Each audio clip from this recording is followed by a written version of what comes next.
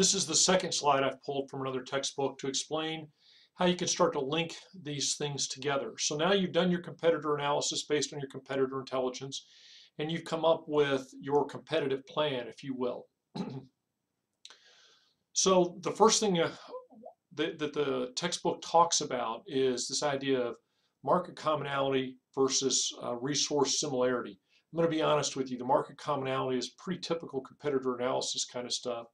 The resource similarity is something that works in theory, but I have a hard time finding in practice where it really plays much of a role in competitor actions. So I'm not going to talk about it, and the textbook does a good job of talking about them.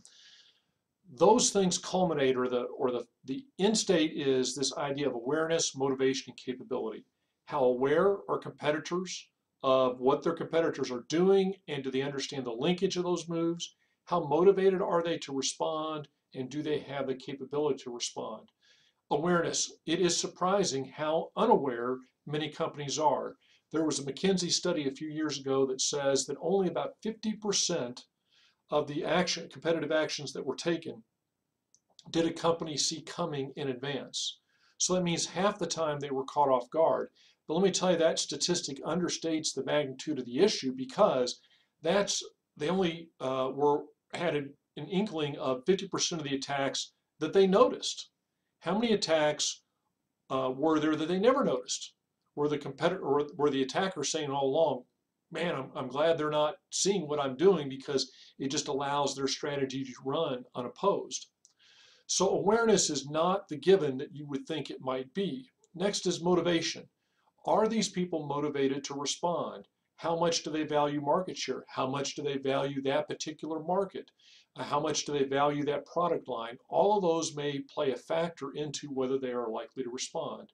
And lastly is capability. You want to try to hit competitors when they lack the capability to take action. And I'll talk about this a little bit more in winning strategies. There are lots of ways to measure capability or try to get a capability, but it's a very subjective thing.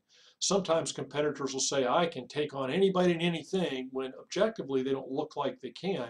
They're just very creative in marshaling their competitive responses to the various challenges.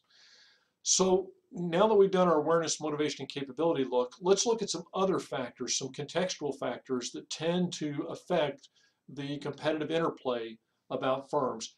One of the areas where this textbook really is lacking is the discussion of first movers versus second movers. So first movers are the initiators. These are the ones that step out. What are the advantages of a first mover strategy? Well, pretty obvious. You're the first one to go out in the marketplace and do whatever it is that you're looking to do. And it could be as simple as Subway Sandwich launching their $5 foot long contests, or that pricing structure, or it can be a lot more complicated in terms of a new product introduction. What does a first mover get? First of all, it gets a free run from that move for as long as the competitors allow it. So if the competitors never respond, they get the full benefit of that move as long as it lasts, assuming that there was some benefit to that move. The next thing that you get is you get a head start on the competition. The question is whether there really is a head start obtainable. Now, here's a clever way to figure out whether a head start might be useful or sustainable. Look at the various forces in the 5 forces model. Look at the threat of new entry.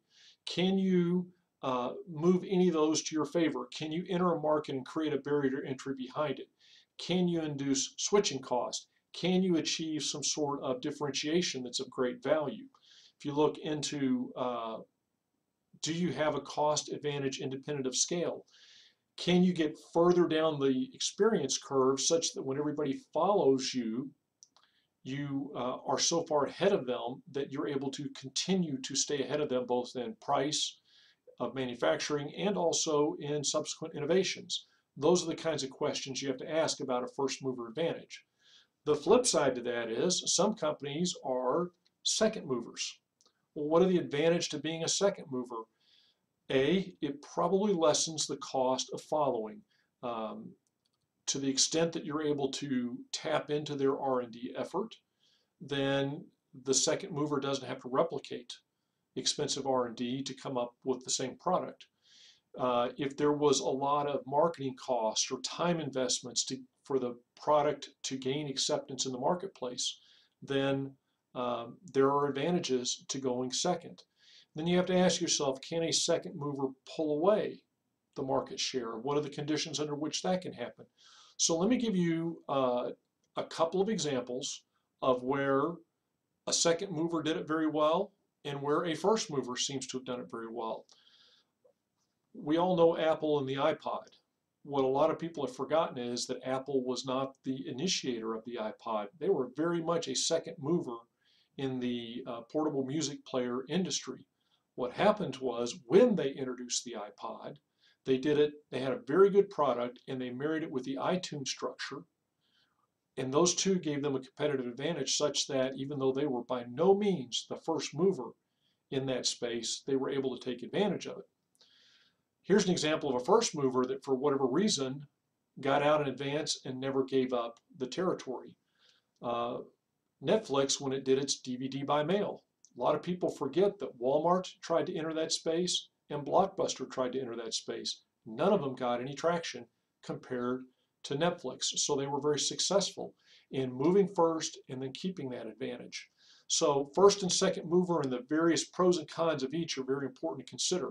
Then you have this idea of reputation and organization intrinsics.